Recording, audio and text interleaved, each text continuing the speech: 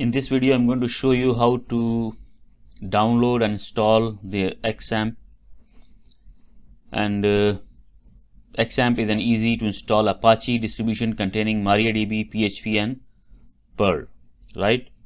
While XAMPP is a free and open source web server that allows you to develop, test and build websites on local server. So let's start.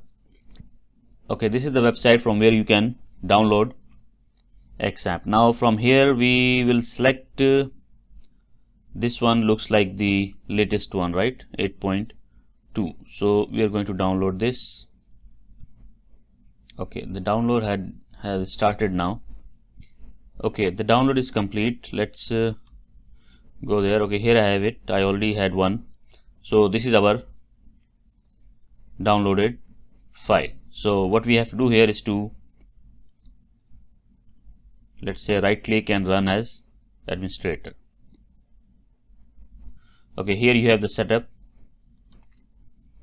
Now here you can see that the things that are selected are MySQL is there, and we have the PHP myadmin also. So we can leave it as the default values. Now we can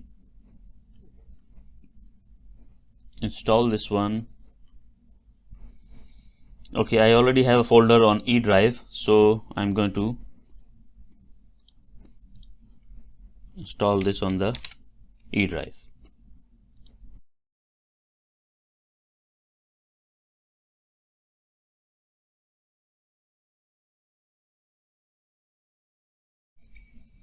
Okay, now we have done the installation. The installation is complete. Okay, we want to start the control panel. Now we can have a look at this folder here that we have. You can see here now it has all the files and everything.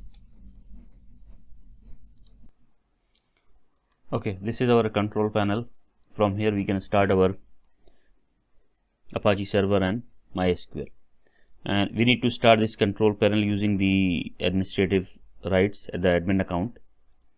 Now here we have this. We will click the start button. We can click this one. You can see here we have our local host, right? Similarly, we can start the MySQL. Now this is started. Now I will click the admin. Okay, so here we have the control for the MySQL.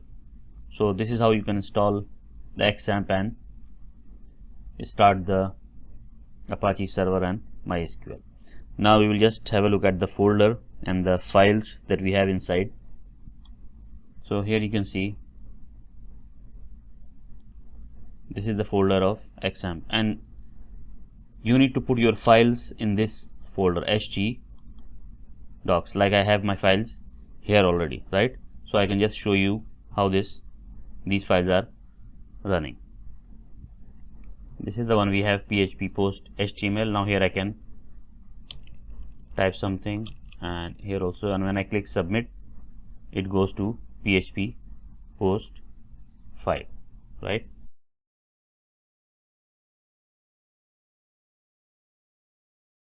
This is my HTML file, while this is the PHP file.